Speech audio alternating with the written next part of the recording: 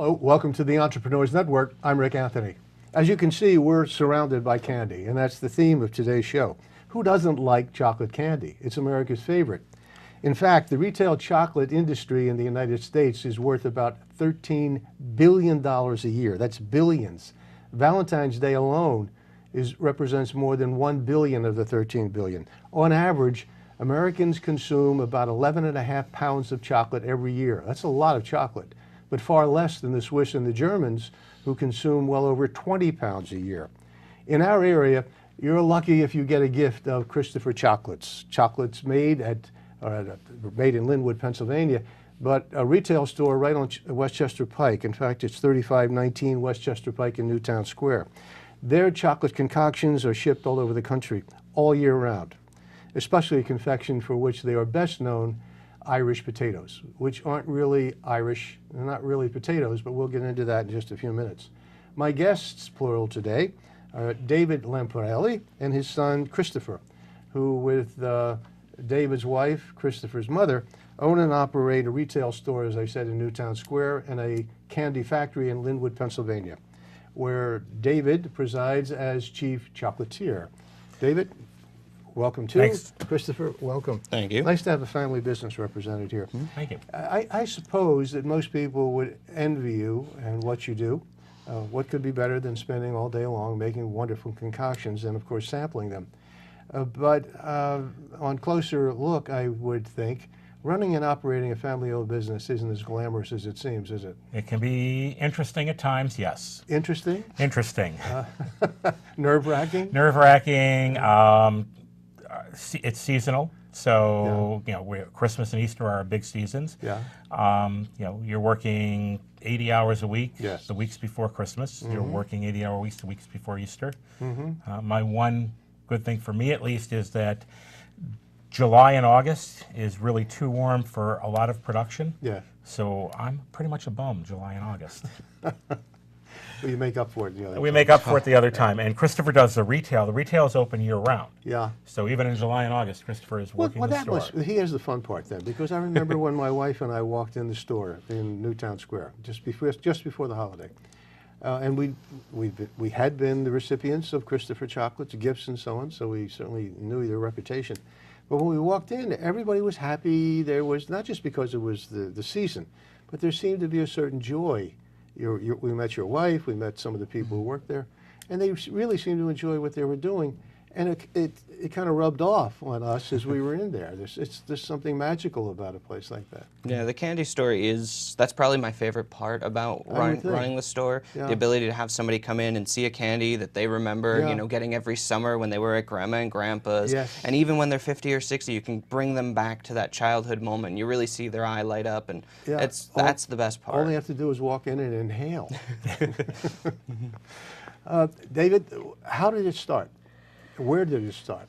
We originally from Buffalo, New York. My wife and I and Christopher, when he was 6 months old, moved down to this area because her family was here. And we looked for a business to open. And with my in-laws, they as investors, we found a candy store, existing candy store in Westchester, Pennsylvania, to buy. And then within a month later, we opened up the second store in Newtown Square. And Newtown Square really has been our basic standard store for the last 28 years. 28, yeah. We've been open for 28 years, and we've gone through a couple of different stores, but we've always stayed in Newtown Square. But why candy?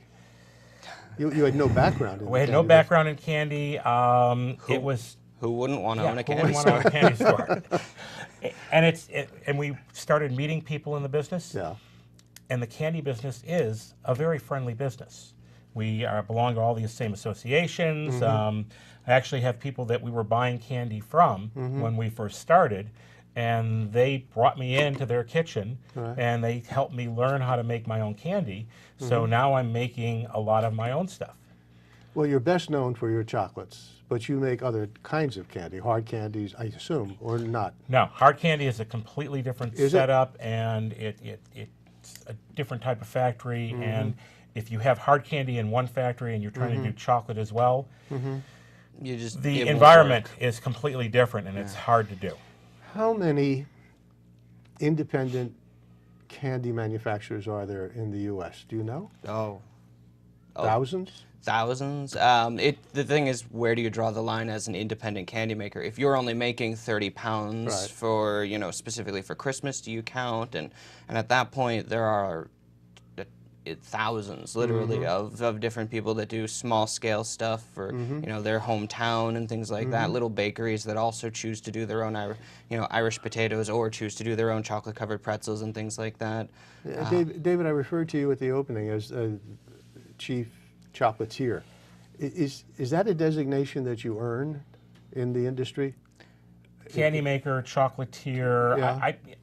I would question the chocolatier Yeah. because I think you talk about the chefs and that have that they've studied and everything. Yes, right. I consider myself a candy maker. A candy maker. Working Not with a chocolate, chocolatier. not a chocolatier. Chocolatiers do the chocolate sculpting and things like that. We're not at that level. We like to make candy that people will enjoy eating, plus they can afford to eat as well. Yeah. We're not, you can go all different levels. You can go to the grocery store level, but we're beyond that. Okay. Well, if I had the power to do it, today I dub you a chocolatier. Thank you very much. More than a candy maker, a chocolatier. Usually covered in chocolate, so that's a good thing. All right, so you started 28 years ago, something like that? Baking chocolates. The business had to be quite different back then. It was. Even more fragmented than it is. Well, more fragmented then, more candy makers. There were more candy just aren't as many makers. today. Yeah. Unfortunately, I have a lot of friends that were, when I started, they were in their 60s and 70s, and they're just no longer around. These small candy stores, I can name 2 or 3 in our area, and then you have to get into the big, get into the Hershey, the M&M Mars, and So how do you survive as a small family-owned business? Well, is- the most important thing for us, at least, is our interaction with our customer base. We are really a customizable company. You can Yes. come in and you can get a box of exactly what you want. You can get chocolates, or you can get chocolates and pretzels. You can really pick out the gift that you're looking for, and that helps us to be the location to go when you need something. Yeah. we also like the fact that for less than $20, you can walk out with a 1-pound box of chocolates. Yes. That somebody's going to really appreciate that gift. And it's premium and they're fresh. And Premium, they, they're they didn't sit in a box for 2 months. And No, that's another thing is Yeah. we start creating our Christmas chocolates towards the end of September. And we are constantly making pretzels, all the Yes. sponge candy, the nuggets, the clusters, all of that is constantly being made over and over again. Yes. We don't do 500-pound batches at a time or anything. How much of your volume do you ship, not out of the retail store, but ship around the country, or maybe the world? Well, the chocolates and things like that, not as much. That's mostly just one customer calls, has us send something out, or even some corporate gifts. They'll get like 13 Yes. things delivered. The Irish potatoes, That is the that is volume. almost entirely And we're surrounded by wholesale. them, and Yeah. we're going to Yes. get to those in a minute, Okay. because that's a story in itself, I think, and an interesting one.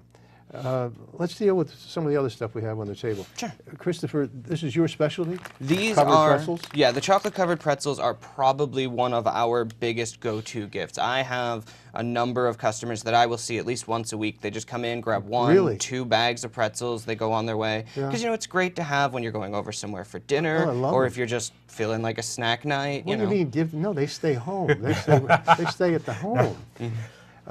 Those are dark chocolate. Those are dark Do chocolate. you also make the light chocolate? We Milk do chocolate? milk chocolate, we do dark chocolate, we do some limited things in white chocolate as well. Those are the best. Actually, the white chocolate covered Oreo cookie is probably one of my Really? favorite things we do. Because it's just kind of like the cookie covered in the cream in the middle. Now, you don't make the pretzels. You buy the pretzels, I assume. We do buy the pretzels. We buy those locally from a manufacturer in Reading. And I actually drive out specifically to pick pretzels up. I have a Suburban, thank goodness, and if we have them shipped, Yeah. we find that if they're on a truck and they're bouncing around, They're we get a cracked. lot of breakage. Yeah. So we pick them up. The chocolate itself, our chocolate is Wilbur chocolate out of Lidditz, Pennsylvania. Yeah. We believe it's just a very fine quality chocolate for the American market. From where? Lidditz, Pennsylvania is, Just outside and of- it's Wilbur chocolate. No, but where does Where does the cocoa come from? Oh, the cocoa themselves that they get in, they get that imported from Africa, yes, okay. and from South America. And they mix and blend, and they've been very consistent, at least for the last 30 years for us. So. Oh, yeah. And the larger box, Christopher? And this here is our 2-pound chocolate box. It's an assortment. This one's just our standard assortment, so you get a little bit of everything: nuts, caramels, nougats, clusters, cherries, the works. Yeah. But you can, get this customized to anything you want. You can get an all caramels one. That's quite a popular one. Yes. Even with my bad teeth. What is this retail for? The pretzels, there are 7 1/4 for the half-pound package, or $14.50 for a whole pound of them, and you can get that bagged like this, which is just easy to snack on. We box it for you. We even have gift bag with tissue paper. And the base price for the sampler? The 1-pound one, which would be half of this, was $17.95. The 2-pounder is $35.75. Obviously, your business is driven by the cost of your ingredients. Yes. And because cocoa commodity fluctuates all over the place, the volatility, how do you budget for that? How do you plan for that? You try and anticipate what the peaks are going to be? You can't anticipate, but you try. When we purchase things, we will do a year contract, and we try and hold our suppliers to that year contract, and then we look at it every year, a couple months down the line, especially buying sugar. I mean, we buy sugar for the Irish potatoes. We buy 2 truckloads of sugar, one in December, one in January. A truckload is 40,000 pounds. So when we're buying it at that quantity, we can get a better price. Do you buy through a co-op? No. You don't? We don't, but we have... Could you buy through a co-op? I have not found one. Really? We do buy through friends of ours. We have a friend that, they're in New Jersey, they're a candy store. Right. They have a 50,000 pound deal with Wilbur Chocolate for chocolate, so they get a better price. Okay. I buy sugar in the truckloads, and I get a better price, so we charge each other the cost. So we get chocolate from them. So you have your own co-op. We have our own co-op, basically. Yeah. We're friendly with the candy makers that are in the area, and if they need something, we work it out.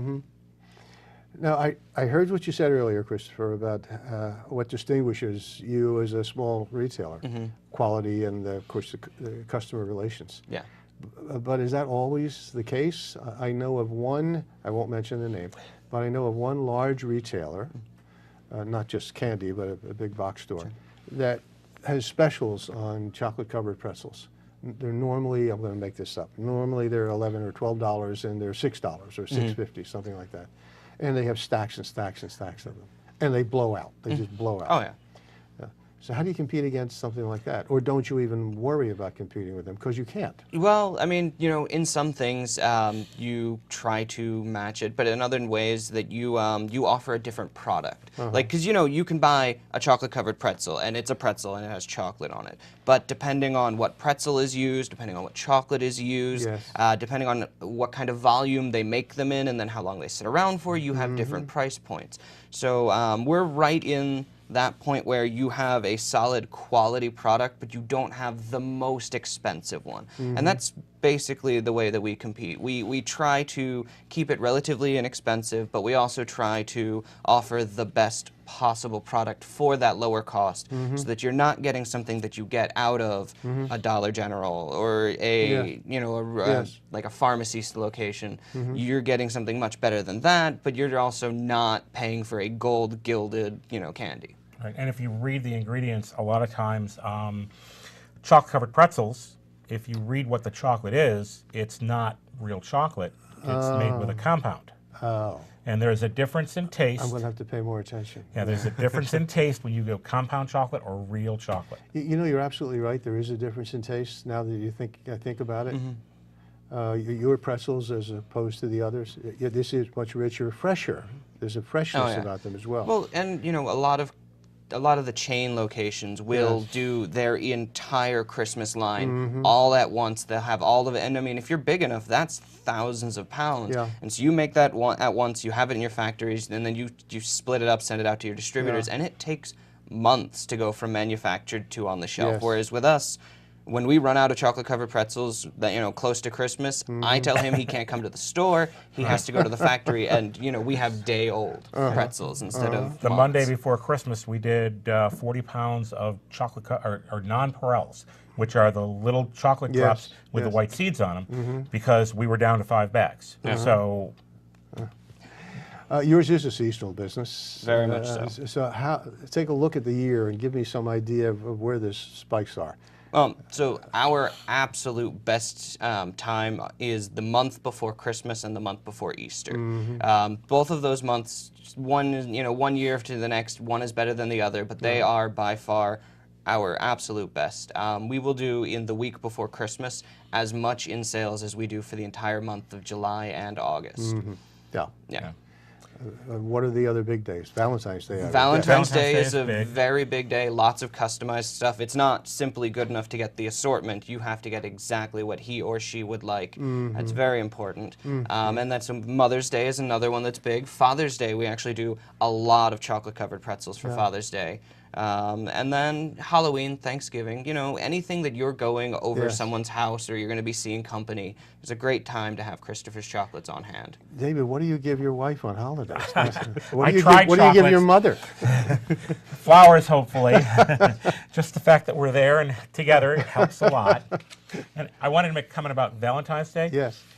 Because we are a specific candy store, people come in, they want specific things. At Christmas time, people come in and they'll buy 5 or 6 one-pound boxes of chocolate. In case somebody stops by, they need a gift, they hand them the chocolate. Valentine's Day, they're buying for that specific person who may only like cherries and caramels. So they come in and we can't pre-pack that. Takes a little bit longer, but we get the people exactly what they want. I guess maybe you anticipated my next question. Even though you've been hitting this point, you are a small operation, family-owned business, and that brings with it special challenges. How to differentiate yourself, manage the business in a professional way, taking advantage of all of the technology that's available to you, but with as much humility as you're capable of. What really does distinguish the brand? On the retail level, well, I do. I mean, I am. You were sleeping the day I was in. We were in the store. That is true. You did happen to come in on my day off, but in general, out of the 6 days or 7 days a week that we are open, I'm in the store every single one of those days. At least, in the morning, check on what we have coming in for the day, what we're doing as we're closing. I deal a lot with the customers, and it's really just on a one-to-one basis. You interact with them, make sure they get what they want, and then they know when they need something, they go right back to us. And that is one of our biggest things for distinguishing the Christopher's brand, at least in my opinion. And on my end, the manufacturing, it's just making sure that we use the premium ingredients, that we're taking our time and doing it right, that the chocolate is tempered properly so it shines. Things like we do a peanut butter cream for our peanut butter eggs, which I will match up with anybody's out there. It's deadly. Oh, yeah. Yeah, a 1 pound peanut butter egg. Don't say deadly. Okay, it is so good. I have cholesterol. Actually, dark chocolate, it has been shown to be good for your bad cholesterol levels. It's the only way I rationalize it. That and a little glass of wine, you're all set? No, Lars. Well, what brings me to another point. Because you are able to customize, you can accommodate the dietary needs that customers have for people with diabetes and other problems that gluten. Yeah, we do. Actually, that's most big now, isn't it? Gluten-free? The gluten is probably one of the biggest ones that's been coming up. And as far as peanut allergy was one that everyone got used to, making sure some things are peanut-free, or at least knowing what is and isn't. But gluten has really taken the stage as far as the dietary requirements. One of our grandsons has that problem, and he was down visiting over the holidays, and we had scouring places looking for gluten-free everything. And it's hard. We don't have the certification yet, and we're working on that, but Irish potatoes are gluten-free. Well, now that you mentioned the Irish potatoes, they are the centerpiece of our discussion today. I did not know 2 things that you educated me on. One, that Irish potatoes are not really Irish, nor are they potatoes. And the other is it's a Philadelphia creation. I It didn't is know that. Traditional Philadelphia candy that's been in Philly for over 125 years. How did it start? By whom? It isn't really no. I mean, it's one of not those things recorded where anywhere? not the first Irish potato. There are some records of the earliest like major manufacturers that Right. made the Irish potato, but like where it came from is a bit of a mystery actually. One of the traditions, or one of the stories they put out there, is that it's made to honor the Irish and the potato famine. It's just a candy. Yes. It could have a long time ago started with taking a potato, mashing it up, adding the sugar, and putting the cinnamon on it. But really, because they come out for St. Patrick's Day, Yes. they're little brown balls. They look like little potatoes. I think it was candy makers who were trying to Yes, sure. capture that market between Valentine's Day and Easter. They needed to really push that St. Patrick's thing. Orion's Irish potatoes. What's the story behind the brand? Well, Ryan is Christopher's little brother. He's 26 years old. All right. We've been making Orion's Irish potatoes for 25 years. I'm Dave. Nobody would buy O'Dave's Irish Dave, no, potatoes. no. Our last name is Lamparelli. They'd and never buy Lamparelli those. No. just doesn't cut it. No. It worked out well. Yeah. Ryan actually doesn't work in the family business. He's a mechanic, but he keeps telling me that he wants a nickel for every box that we sell because his name is on it. The box says original. What does that mean? We came up with the design, Okay. and with the white box, the green lettering, the whole thing. And the formulation of the Oh, the candy recipe itself? is The recipe was just a traditional coconut cream recipe, and then it has been tweaked over the years Right. until it is very much is yours. specifically the Orion's Irish potatoes recipe. Irish potatoes used to only last a month, and then they would turn into Irish rocks. They would get very hard. Yeah. You could throw them at people and hurt them. We have worked on the formula without adding preservatives, but just changing a few things in the formula, plus we shrink wrap them the day that they're made. So we get a 5-month shelf life out of these. Really? Yes. And they're shipped all over the country? All over the country. We ship to California, we ship to Florida. 98% of the sales are the Philadelphia and tri-state area, New Jersey, Delaware, Pennsylvania. But people are slowly getting to know what they are. Other parts of the country don't know what an Irish potato Not is? particularly. I've actually run into people who just grew up, in Wilmington and are Yeah. my age, and when I say, "Oh, you know what an Irish potato is?" they have never even heard of it. So it's very hit or miss. Once you get, 20, 30 minutes away from Philly, you Yeah. may have never heard of these things. Now, but that doesn't mean that you wouldn't love What's them. the retail on a box of Irish potatoes? It depends on where you're getting it from. If you come to Christopher's, we sell them for $4.75. We actually outpriced the Acme across the street, which I'm kind of proud of. Yes. They have another brand, I assume. No, they have Yours? our They're brand. carrying Yeah. yours? Oh yeah, pretty much. If you're buying a box of Irish potatoes they're in a yours. store, there's a good Is that chance right? that it's ours. Oh you, yeah. you have the corner on that market. We are the world's largest manufacturer of Irish There potatoes. you Pretty go. much, yes. Yes. We did have a competitor that decided it was not cost effective to make them anymore. So that was 3 years ago, and now there are a couple of other people out there that they may do 3,000 or 4,000 pounds in the season, Right. and we're doing 2,700 pounds a week of Wow. Irish potatoes right now. And we are in the grocery stores, and that's why the price point varies. It depends on the markup of the grocery store. Can you freeze these? No, you cannot. Because once you freeze them, when you pull them out and they start to defrost, Yes. the liquid that's within the potato sure. comes out and it turns the cinnamon black. Yeah, And nobody wants to you eat get the condensation on the outside. The quality, it just dips off. Yeah, but we have had people put them in a refrigerator, and we've actually put them in a refrigerator, and we've tried them a year later, and they're not bad. They're not great, but Yeah. they're not bad. You have something else that not. This one here, these are for the chocolate lover who also likes Irish potatoes. We coat our regular Orion's Irish potato in our dark chocolate that we use. Now that one is something you can only get at Christopher's Chocolates in Newtown Square. Dark chocolate Irish potato. Dark Oh, choc- yeah. And it's the Irish potatoes with the cinnamon on it run through dark chocolate. And So you it's get, quite good. yeah.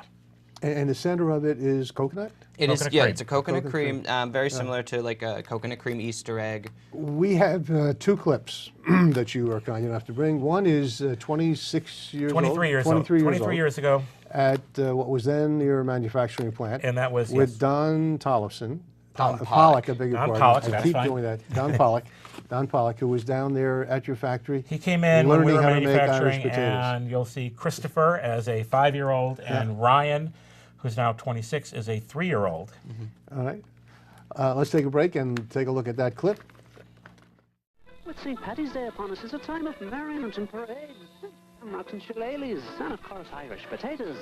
Not the kind you stick in your stool, mind you, but the coconut cream candies, whose origins probably stem from a typical Irish recipe. I believe that some crazed candy maker was doing coconut cream eggs for Easter and dropped some coconut and cinnamon and said, "An Irish potato, of course. I can sell this to anybody." And 100 years later, there's still a mainstay here at Christopher Chocolates in Booth Wynn, where the springtime run is conscientiously overseen by Christopher. This sounded good. If you need any help, Yeah, if it was your name on the box, you'd want to be on top of things too. how's it doing down here? It's his name, and he keeps us going all the time. A leprechaun-sized overseer of the family-run business, putting out the seasonal confection that's always been a favorite among the Irish at heart in these parts. Irish potatoes are a Philadelphia tradition. Nobody in the Midwest would know what they are. They always think potatoes are something you eat for dinner. Yeah. And we know better. They're dessert potatoes. As little Ryan can tell you. Ryan is our 3-year-old. I figured 20 years down the line, Ryan was going to look at me and say, "Hey, Dad, how come I'm not part of the business?"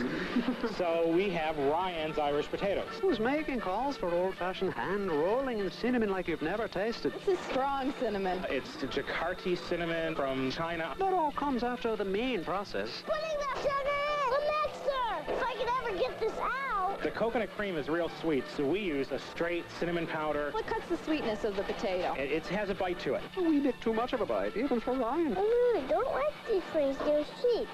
They're too sweet? Yeah. Let's leave the cinnamon off.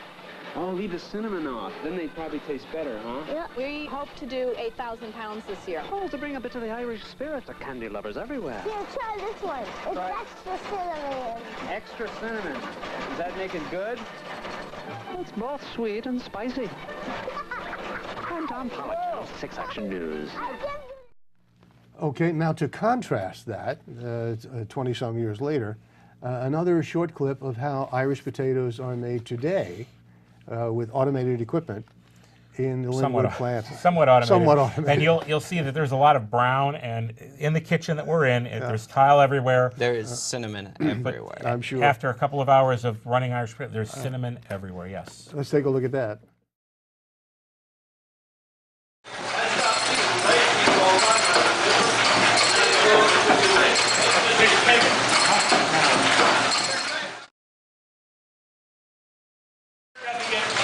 Suck up cinnamon on the end. And whatever doesn't collect in there and collect in there, it actually flows out on the roof. Yeah. This is 70 years old. It's called a cut roll machine. They don't make it anymore. And it cuts and it rolls. And that's what it does. It's a very simple job. It's several parts from back together.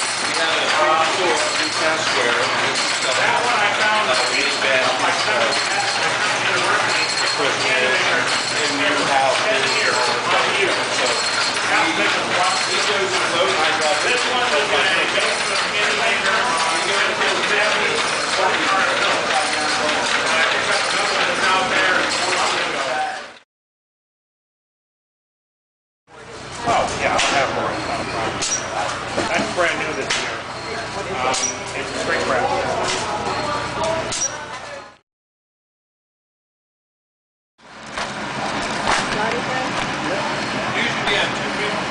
Yeah, I pulled one out. Ryan can come over and help.